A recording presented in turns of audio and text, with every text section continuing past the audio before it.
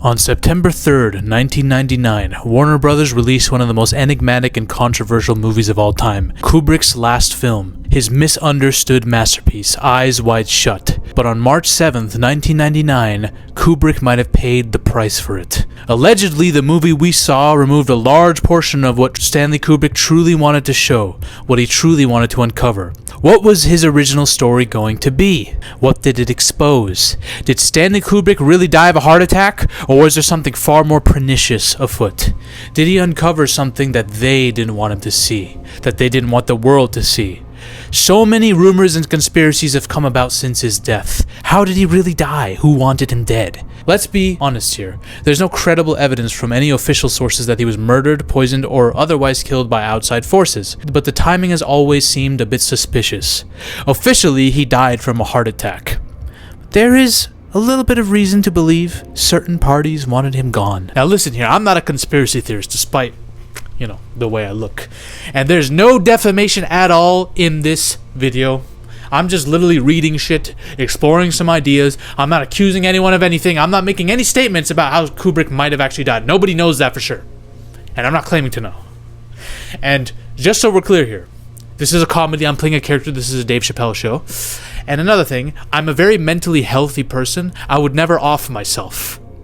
I just want to give that disclaimer before moving forward. No defamation at all, alright? I can barely see through this thing. I'm half blind right now. Stanley Kubrick apparently died 4 or 5 days after screening his final cut of Eyes Wide Shut to Warner Bros. Very, very sus, huh? So, did they kill him? Did the Hollywood elites have Stanley Kubrick murdered and made it look like just a natural death? There's a couple possibilities here, right? Let's be honest, let's be objective. Possibility 1, Hollywood might have actually been okay with the film that Stanley Kubrick wanted to make. This isn't the first extreme crazy film that goes into a conspiracy about the cult of the elites that Hollywood's ever made, especially at that time. So they might have been okay with it, but they wanted to have cut some parts, like parts involving children and certain cults and PDF file stuff that they thought, for mass consumer appeal, we're not sure we want this. It might be a bit too much. And maybe Kubrick just died naturally due to the pressure and stress, overworking. This was a long shoot, and we know the perfectionist Kubrick is. He takes like 1,000 takes on every scene, for God's sakes. He might have just died of natural causes. That's based on all the official info. That's probably likely what happened. Look, again, this isn't the first time Hollywood has explored stuff like this. And of course, this is also based on a book, too, right? And this is also not the first controversial film Stanley Kubrick has made about PDF file level shit. He made Lolita, for God's sakes. Also, conspiracy theorists have said Stanley Kubrick himself is an op that helped the government stage the moon landing, for God's sakes. He helped them fake it. Conspiracies and controversies around Hollywood and Stanley Kubrick, this is nothing new. This is nothing new for them. So it doesn't necessarily mean they killed them for it, God's sakes. If you're Hollywood, why not just take the movie down completely if you really have a problem with any sex cult stuff being shown at all? They did end up showing a ritual scene. Maybe they didn't show all of it fully, but they showed enough. And why would you off Kubrick 5 days later? What's a better way to make yourself look suspicious in the eyes of the fans? You just field 10 million conspiracies off that. Strategically, it doesn't seem like a good move. Here's a second possibility, though. Maybe Stanley Kubrick, in the pursuit of making this film, with all these scenes with these ritual cults and stuff, he consulted with people who knew some shit. He got an inside scoop on what really goes down at these elite parties with some of these elites. And based on these Epstein files, we know that some of this shit is accurate, alright? They're dabbling into some weird-ass occult shit. Was there originally supposed to be a PDF file cult that he was going to expose? With kids? I can buy that there was things with kids at those parties that were cut out. Let's cut that out instead. We don't want that. It's a bit too close to home, you know? Now remember, Stanley Kubrick is a perfectionist who has a close attention to detail, and he uses narrative devices based on real-world events. So it's not a stretch to imagine that the Hollywood mansion was a narrative device based on real things that Kubrick knew about. And that brings us to the second part. Did they recut his work and then off him? I have a theory about maybe how he died. Unfortunately, that theory might destroy my entire channel. Get it canned. So I'm going to mention that towards the end of the video, because that theory is the big part. Truth is, we will never really know how Kubrick died, but I do want to start by hinting at what he was trying to show. What was Kubrick actually trying to hint at to the audiences while making this? Well, when audiences were looking forward to Kubrick's movie, I think there was like a decade between this movie and his last. critics and everyone were like, oh man, we cannot wait for Eyes Wide Shut. This is going to be an erotic, psychological thriller. This is going to be like a highbrow version of Basic Instinct. Was it that? It ended up being something far different, and a lot of people didn't like it when it came out. Critics were confused. They were like, what the fuck is this? Audiences didn't know what the hell they were dealing with. A lot of people still don't like the film. This actually represents, not only literally, but symbolically, the end point of Kubrick's entire career, if you think about it. Think about everything that was leading up to this. The R-wordings in Fear and Desire, the adultery in The Killing, the PDF file shit in Lolita, the sexual violence in Clockwork Orange, the marital issues in The Shining, right? It all is leading to his masterpiece, the Freudian Avengers Endgame of his entire legacy, which is Eyes Wide Shut, because it involves all of these things. The Eyes Wide Shut movie is a psychological erotic drama. On base level, this is a psychological erotic drama about marriage, temptation, power, and secrecy. It's based on a 1926 Australian novella called Dream Story, and it tries to stay as faithful to that story as possible. There are a couple differences. The Dream Story really does hint at the dreamlike nature of what's going on, and how everything that our main character sees as part of his psyche. And Eyes Wide Shut does that too, but it does come off as more of a thriller with events that do happen in real life. It gives you the sense that powerful people live by different rules. And it's also about the psyche of man and his view on woman and sex in general too, as portrayed by Tom Cruise. These guys are upper class members of society. But Tom Cruise's wife lets him know. But Tom Cruise's wife, played by Nicole Kidman, lets him know something. She actually had deep sexual desires for another man while she was with him, and she had a kid with him. And when Tom hears this sends him down a rabbit hole. After she tells him this, a rabbit hole into the darkest parts of society, the most sexual depraved parts of society, where he goes inside of a mansion party and witnesses a sex ritual. And from there is all the paranoia one can experience in the world, the feeling that your life is under threat at all times. Ever since this masterpiece of a film came out, my favorite Christmas film, theories have been made. To this day, theories are still being made. People are still questioning what happened to the daughter at the end, for God's sakes. What the hell is happening at the costume shop? Who are those two men? Are they part of the cult, in the cult hierarchy, or is this just Stanley Kubrick saying sexual degeneracy is kind of equalized across different wealth classes? Who's the leader, the ringleader, the red cloak leader of the sex cult? Is it this guy? Or is this guy just one of them? Who is actually the leader of the cult? This movie's about what we don't know about the people around us, the fragile nature of our relationships, what we will do for power, what we will do with power. But other people say that Stanley Kubrick was trying to expose a child sex cult. In fact, a big plot point in the movie that was cut out was him trying to expose was a child sex cult being uncovered by Tom Cruise's character. Now, of course, he's adapting a book. He's trying to stay as faithful to that book as possible. So when people bring up this other plot point where Kubrick was trying to tell us about this other sex cult and they cut it out, I don't really buy that. That seems like a huge thing that Kubrick would try to put into his film, and we know how Kubrick really wants to respect source material at all times. Now, there is a question of, was there a more explicit ending showing their child actually being given to a PDF file cult? I would say, yeah, I can get behind that. I can believe that. Was Stanley Kubrick secretly trying to tell us that Nicole Kidman was in on it? She was an op sent by the cult to get Tom Cruise in there and to groom their child for the cult. I don't buy this as much, but I don't necessarily say no to the idea of her being groomed. You see that picture that she drew on the fridge there? Now, people theorize, is this the Red Cloak leader? Has she met the Red Cloak leader out of something? Was she brought to a party by Nicole Kidman, maybe? Now, some say it's just as like a Red Riding Hood drawing that she made. But thematically, that could hint at the predator-prey dynamic between Red Riding Hood and the Big Bad Wolf. This girl, who's dressed in red, being hunted down by the all-encompassing wolf that is this cult. Who knows? People said there were children at the sex party and they were cut out. Maybe. Who knows? I don't think exposing a sex cult to the world is what Kubrick's main priority was, personally. I do think that the artist in Kubrick was trying to do something else. Now, people have theorized about the amount of symbolism that's in this. There's a central war here between conspiracy people and anti-conspiracy people who just want to go off of the facts that we know. So the conspiracy people have talked often about what Kubrick was trying to message. A lot of Freemason symbolism. The opening scene where Nicole Kidman's character between two pillars in this dreamlike scenario. Is it the two pillars of Freemasonry symbolism right here? This guy has a blue flower in his jacket. This is known to be some kind of elite secret membership symbol for Freemasonry. The stars. There's so many fucking stars everywhere. Is this a star symbolizing the stars of Freemasonry? What about that throne? We know that the two eagles turned this way with a crown, is all Freemason iconography. I will say yes to that. That 100%. There's Freemason symbolism in here, for sure. Now, some people have said even that Kubrick was trying to hint at something Islamic.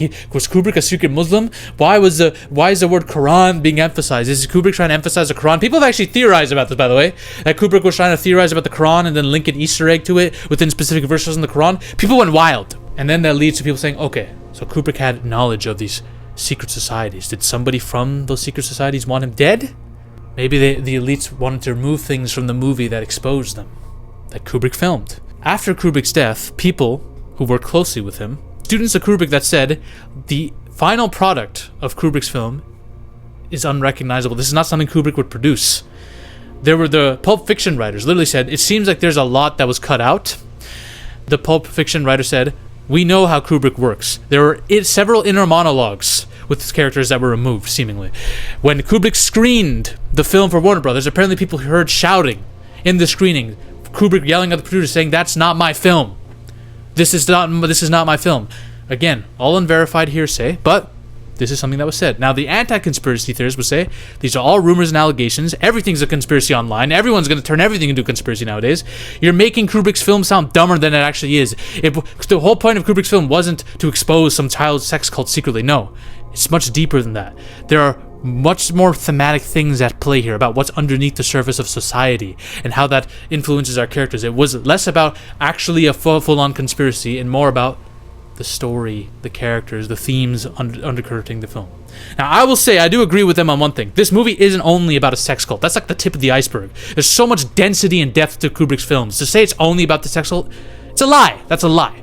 But to say that there's no symbolism at all that leads to any deeper meanings, that's also disingenuous. The hint's in the fucking title. What does Eyes Wide Shut mean? It's a paradoxical title.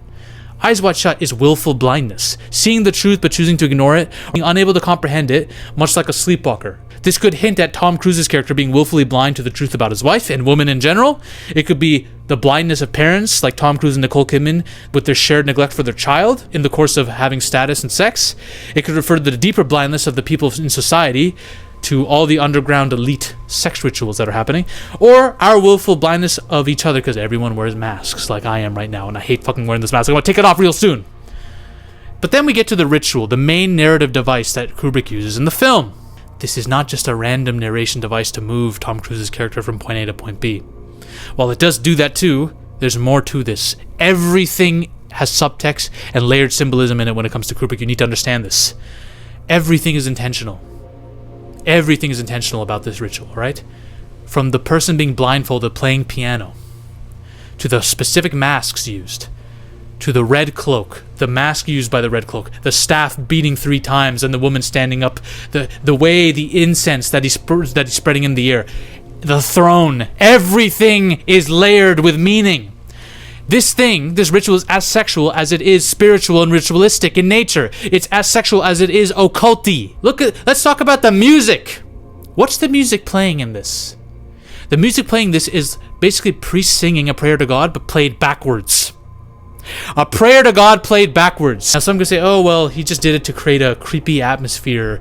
That's why he used this music. He could have done that with any eerie, evil-sounding music, for fuck's sake. Use your brain. Kubrick wanted to display the elites dabbling in the most unholy thing they could. When you get to a certain point of wealth and power, the normal things of life, including even the common religions that people practice, no, you need something else. You need another kind of thrill. So some unholy ritualistic practice that you all meet up for, that's choreographed in a specific way. We know what Kubrick was talking about, right? An organized hierarchy with offerings and sacrifices. Literally one woman offers herself up in place of Tom Cruise, who's been unmasked, saying, I will offer myself. And she's found dead the next day. Like, come on, man! This is all purposeful.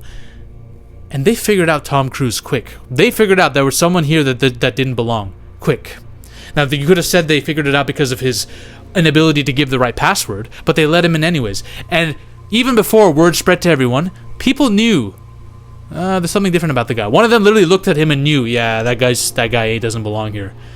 They have been doing this ritual for so long that they can tell who's a newbie right away. That's how long they've been doing this very, very unholy ritualistic act. And what they do to Tom Cruise by taking his mask off. That's equivalent to him. He might as well be stripped naked in front of all these people. It's a humiliation ritual. It really is, because now you know that someone has just offered herself up to save you, and now you have to walk the rest of your life with people following you in paranoia. It's a fucking humiliation ritual. You gotta ask yourself, this is such a specific ritual. How did Kubrick come up with this? That's the very interesting question, isn't it, y'all?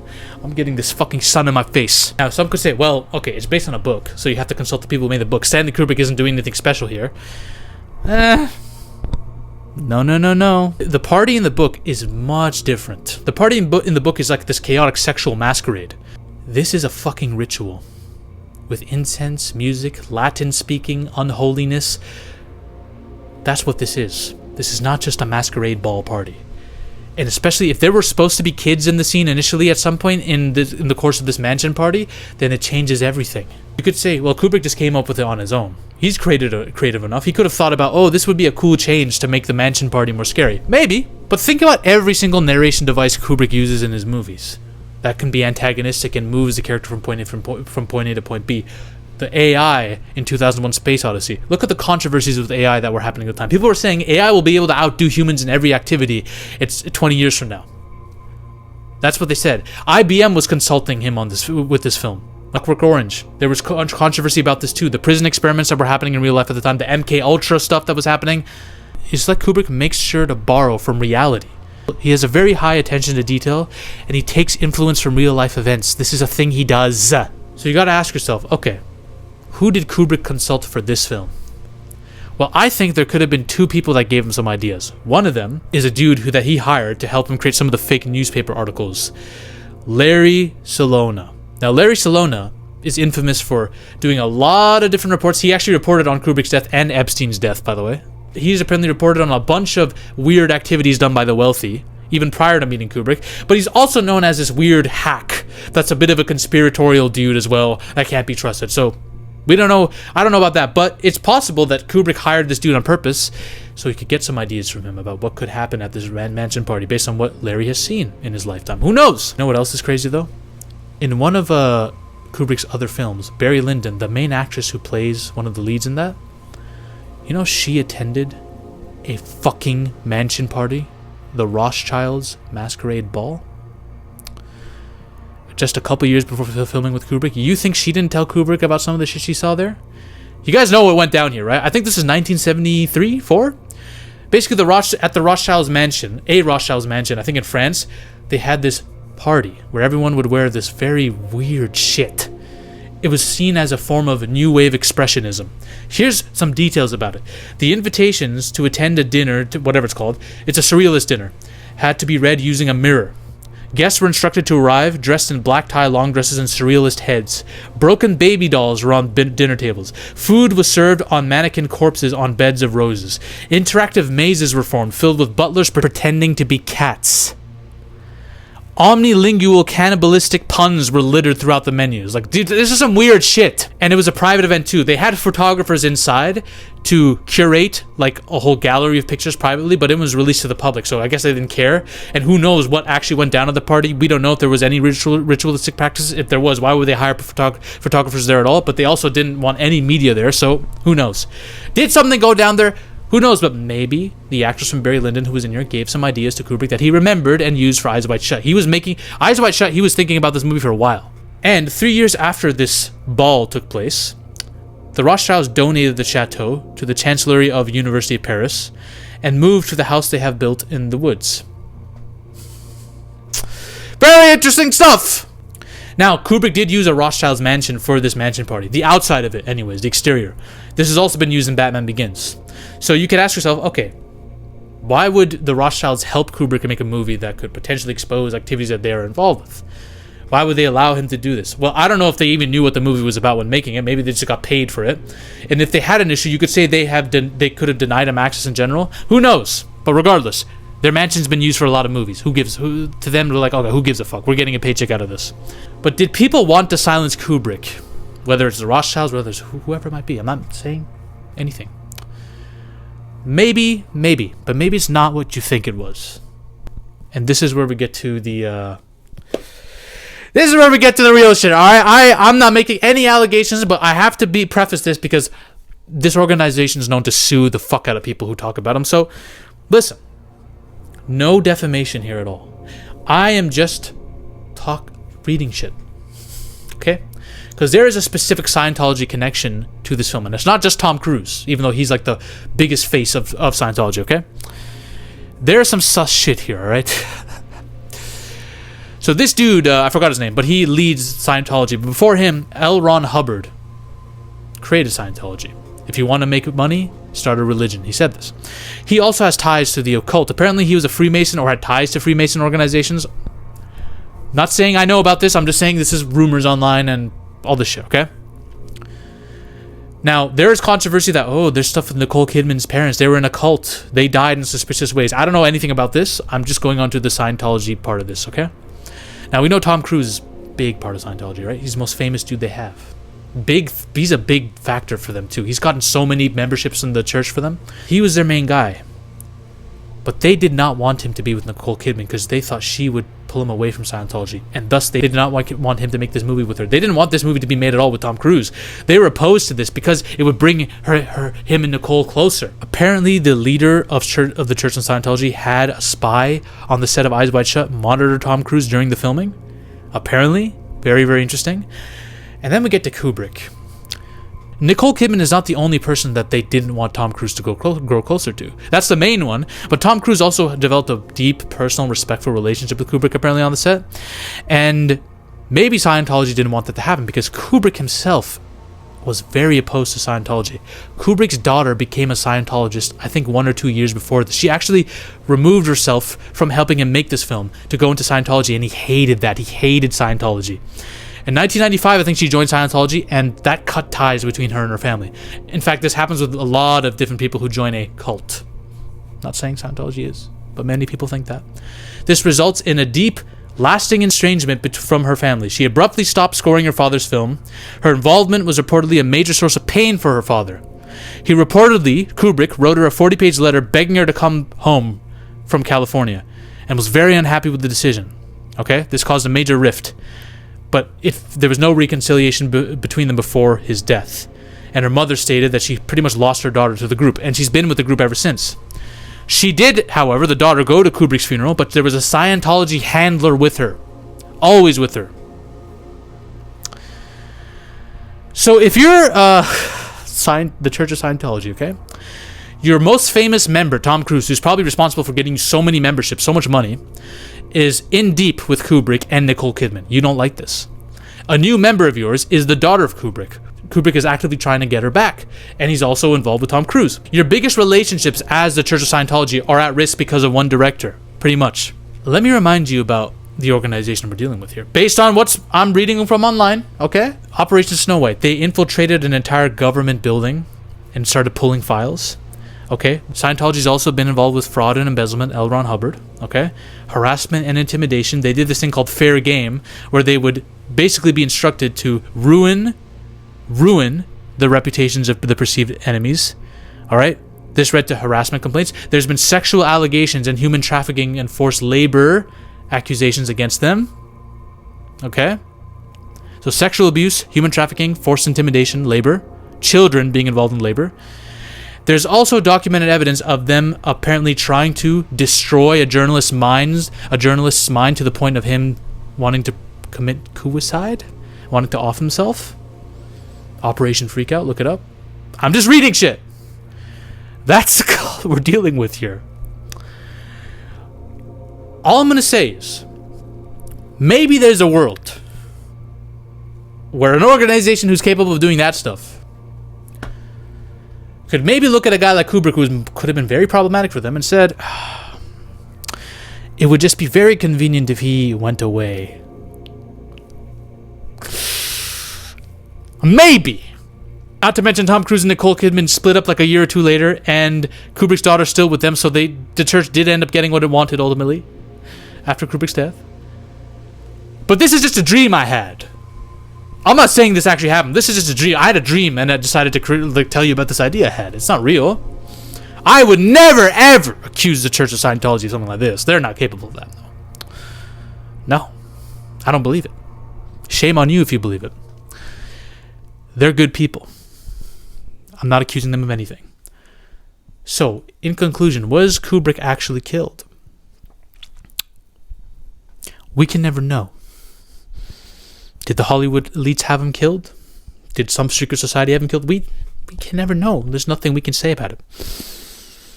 But yes, they killed him. Ladies and gentlemen, we are on a mission to take over Hollywood.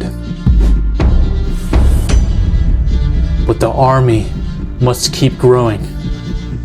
If you want to suggest video topics to me, or talk about your favorite movies or favorite film theories in a community with like-minded individuals, join the Zafy Discord now. Link is in the description and the comment section as well. Join us. This movement is just beginning. We're taking over Hollywood, one coke line at a time.